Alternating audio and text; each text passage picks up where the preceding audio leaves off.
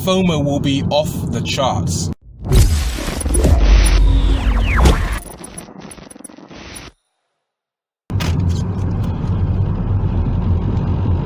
Okay guys, back for another video.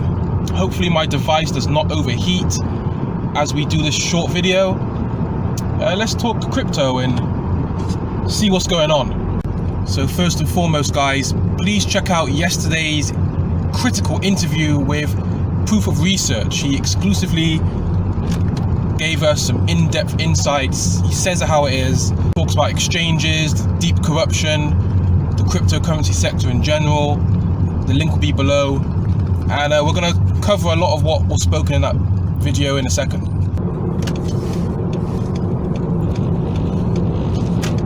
Okay, so make sure to like and subscribe, share the video, follow us on Twitter. It's always appreciated. So Bitcoin's around $8,000, and I'm pretty happy with that. I think we can all say what everyone's happy with that. Interestingly though, that's a nice bimmer there. Interestingly, who's buying all this Bitcoin? What the hell's going on? Now, in the previous video with Proof of Research we did talk about this. And we briefly mentioned that the Google searches for Bitcoin are still incredibly low.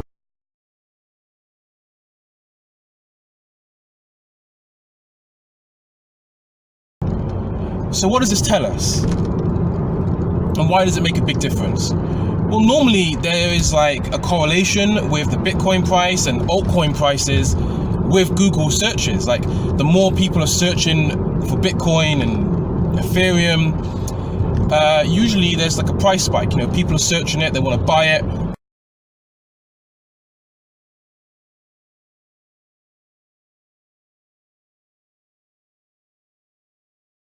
They're FOMOing in. This isn't the case so much. While yes, Google searches have gone up a little bit because of this rally, it's still incredibly low. So, who is buying the Bitcoin? If it's not retail investors, who is buying the damn Bitcoin? Now, we identified that it could be heavy manipulation. That could be at play. That's a big possibility. Could be institutional investors.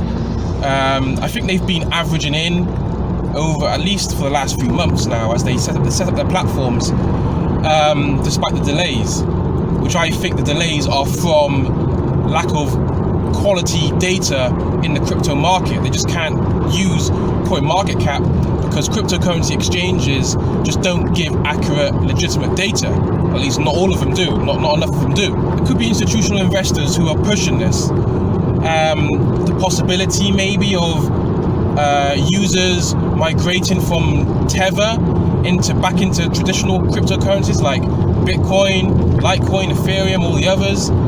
Could this capital flow from Bitcoin into altcoins and trigger another altcoin season? See, this is what we're now we could be seeing.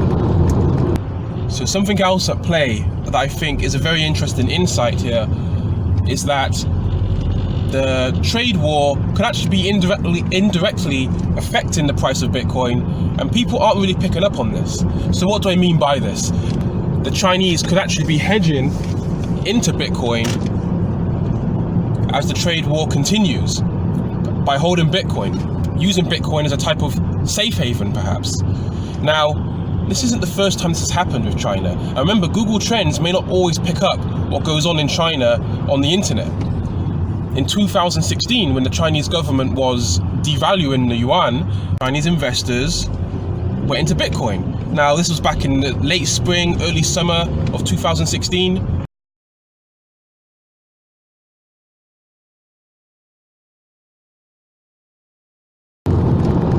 Binance, as far as I know, is supposedly going to be enabling deposits and withdrawals officially later on today sometime.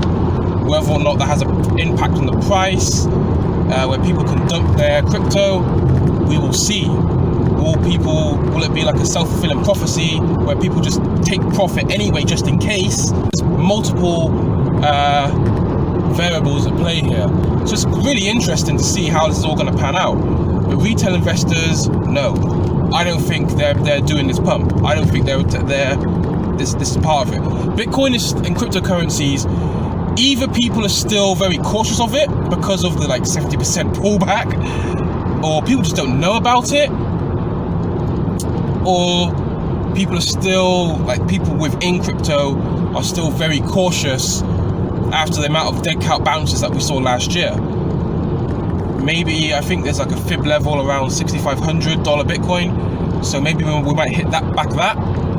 That'll be interesting. So kind of pulling back from 8K, 8,100, coming down to 6,500 maybe. I'm not an expert. Give me your insights, guys. But if we look at market demand and market interest in all these shitcoins, it's still really, really low. Consensus event as well going on. I heard that Consensus stopped people from recording, like doing an interview or something. I heard about that. Interest is so low, yet the price is just booming at the moment. So my guess is that it's institutional money coming in. Binance locking the funds may have some play. No one's really talking about Tether as much. So maybe the mayhem with Tether is over for now, or it could be a combination. That's what I'm thinking.